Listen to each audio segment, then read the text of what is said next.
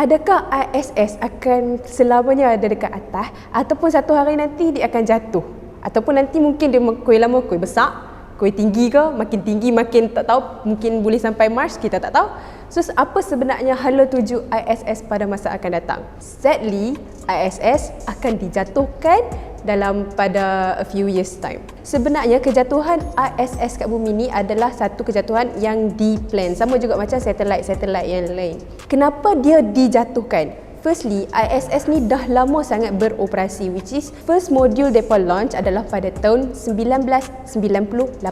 Kemudian the first crew yang mendarat dekat ISS adalah pada tahun 2000. So bayangkan daripada tahun 2000 sampai lah ni 2022, ISS tu telah dihuni selama 22 tahun dan mereka bercadang untuk menamatkan riwayat ISS ni pada tahun 2030, pada hujung tahun lah. So bila ISS ni akan jatuh ke bumi?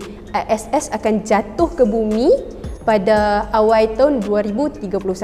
Kenapa macam jauh je 2030 dengan 2031? Sebabnya ISS ni dia berputar. So bila dia stop, dia bukan stop macam hang emergency brake tau. Dia akan slowly stop dan dia akan jatuh. Dan dia punya kejatuhan ni dia adalah satu benda yang di-track ataupun di-plan. Dia bukan macam suka-suka hati, lah hang stop dah. Dia bukan macam tu. Dia di-plan. So orang-orang NASA ataupun orang-orang yang mengkaji space ni, mereka tahu dekat mana ISS ni akan jatuh. Sebab ISS ni besar, sebesar badan bola, takkan dia nak saja-saja jatuh, lagi jatuh kat Cyberjaya lagi naya kan. So dekat mana ISS ni akan terjatuh? Kalau apa nak tahu, kebanyakan ataupun semualah, kita boleh kata semua barang-barang dekat angkasa, satelit ataupun apa-apa launches kat angkasa yang jatuh, depa akan target dekat Point Nemo, ataupun dalam bahasa Inggeris dia depa panggil lagi satu nama, which is space cemetery, macam pusara angkasa lepas lah macam tu. So apa-apa benda yang akan jatuh depa akan target dekat situ, which is Point Nemo ni adalah dekat Pacific Ocean, yang mana dekat sekeliling tu memang tak ada penghuni, tak ada orang. So bila jatuh pun dia macam tak jadi apalah, macam tak adalah akan melibatkan maut ke apa benda semua. Sebab tu tahun lepas bila Tiangong terjatuh, dia punya debris tu dia jatuh merata. Sebab itulah China dikecam, sebabnya kebanyakan kejatuhan barang-barang angkasa ni adalah diplan untuk jatuh dekat Point Nemo ni. So adakah ISS ni akan jatuh seketui macam tu kan, ataupun dia akan jatuhkan sikit, lepas tu sikit lagi, lepas tu badan dia tak macam tu.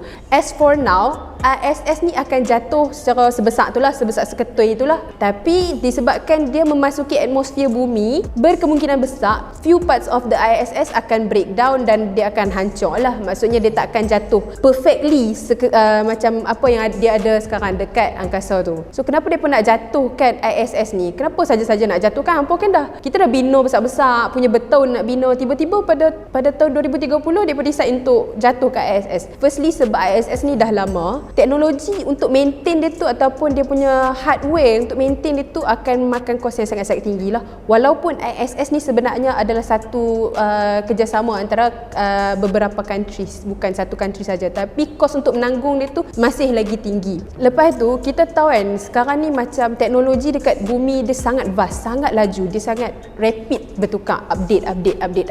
Tapi dekat ISS dia pun masih menggunakan modul yang lama.